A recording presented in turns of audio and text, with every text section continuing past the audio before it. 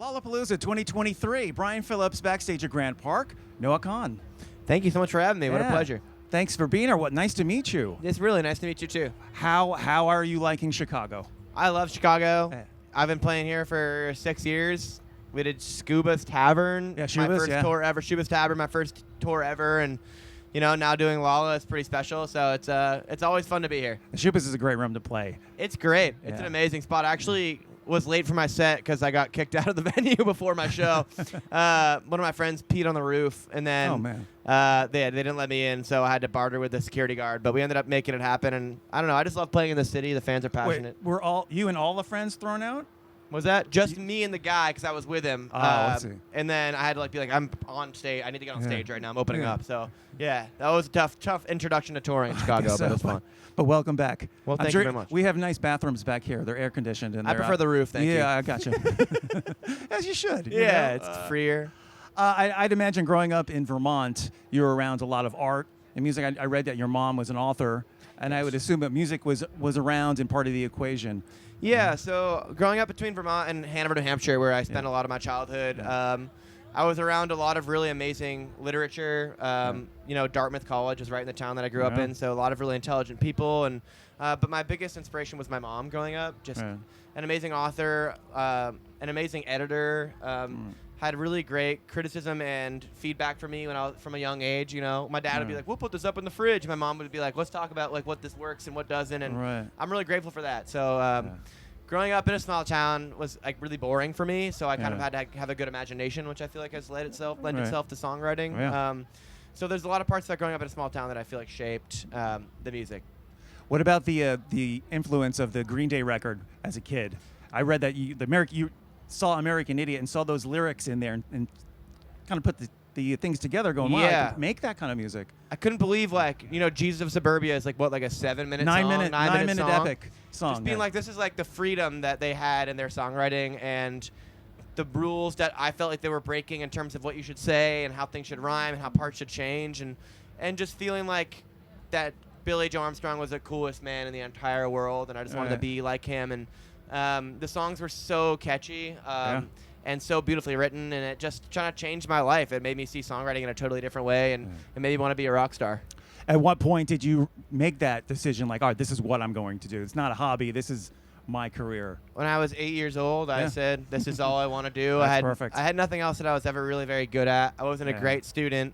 I was kind of obnoxious and loud and couldn't focus, and all I wanted was music. And I actually wrote a letter to myself in 6th grade that I opened up when I was a senior in high school, and it was like, if you don't have a record deal by now, what the hell are you doing with your life? And when I opened it up in high school, my senior year, I had a record deal, and I felt like I had made myself proud, that little kid's dream, Do you still have that letter somewhere? Somewhere, somewhere around here. It's framed somewhere. Yeah, right? yeah. Now, in 2020, when everyone's lives came to a halt, part of your story is that you went back home and back to Vermont and kind of regrouped and kind of reshifted your focus as a musician and as an artist. Tell us about that path and that journey. Yeah, I think so. Pre-pandemic, I was living in New York City, and as a touring artist, you don't really need to live anywhere. But I always felt this pressure to have a job when I wasn't on the road. I wake up and my roommates are going to work, and I was like, well, what am I doing? And so I would kind of book myself in all these sessions and trying to treat music like a job, and it started to feel like one. And I started to feel a little bit disillusioned by what I was making and the kind of the trajectory I was on musically. And the pandemic came, and obviously was really disruptive and horrible for so many people, and affected my family and my life, and as it did millions of people around the world. But it did allow me a second to kind of readjust my perspective and my intention with music, and I kind of just started doing whatever I wanted because I thought, screw it, we're all stuck at home, and who knows if I'll ever tour again. And I think that decision allowed me to kind of lead with my heart and with my passion again, instead of kind of focusing on trying to do what felt right or what was supposed to be right. Right. More of the folk-sounding songs were coming out, and more of the lyrics, the genuine lyrics. The thing I come out of 2020 with, and that experience of everybody, was that you have to be genuine and real. That's how you connect with people, because you're real. You're not trying to be someone. You're not trying to sell records. You're not trying to get these metrics. You're just telling your story. I think people's barometer for bullshit is at an all-time high after the pandemic, and I think they insist on honesty, and I'm happy to deliver that. And Right. it's always tough to be vulnerable, but I feel like people really appreciate that. Yeah. And I always appreciate that in my art, Yeah. my favorite artist. Yeah. So I try to do that the same thing. I know you are a champion of people getting help in therapy, and just being proud that you're going to get help in therapy.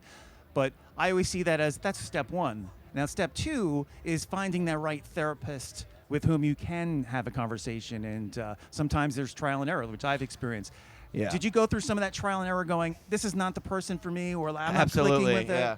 I'm not- Rural therapy is really difficult because The you kind of have what organization, you yeah. have, right? Yeah. And Yeah. I definitely had a lot of therapists who either I wasn't willing to do the work that they required, or they simply weren't doing their jobs the right way, and it became a lot of trial and error. And it's really, and it leaves you with a scar every time you kind of have that that didn't work feeling, because you open Right. up and you try to open up to somebody, and if you don't feel like it's reciprocated, or you don't feel like it's a healthy situation, it makes it hard to go be honest with somebody again. And Right. it's taken a lot of I think courage on my part to be able to open up to somebody, and I've since found the right person, which I'm really grateful Right. for. But it's a tough experience, and I sympathize with people who have only so many options, because the right therapist is the right therapist for you. It doesn't Yeah. matter how great they are Yeah. or what their education It's the was. chemistry. It's the chemistry. It's the chemistry and the rapport, and you feel open because you're so vulnerable and you're expressing things that you don't necessarily share with somebody. Yeah, You find absolutely. that right person. I know that, and it's like, wow, this is great. This is what's going to help me. You get can there. tell when it's right. Yeah. Yeah, just like any relationship, any situation. Totally. Yeah.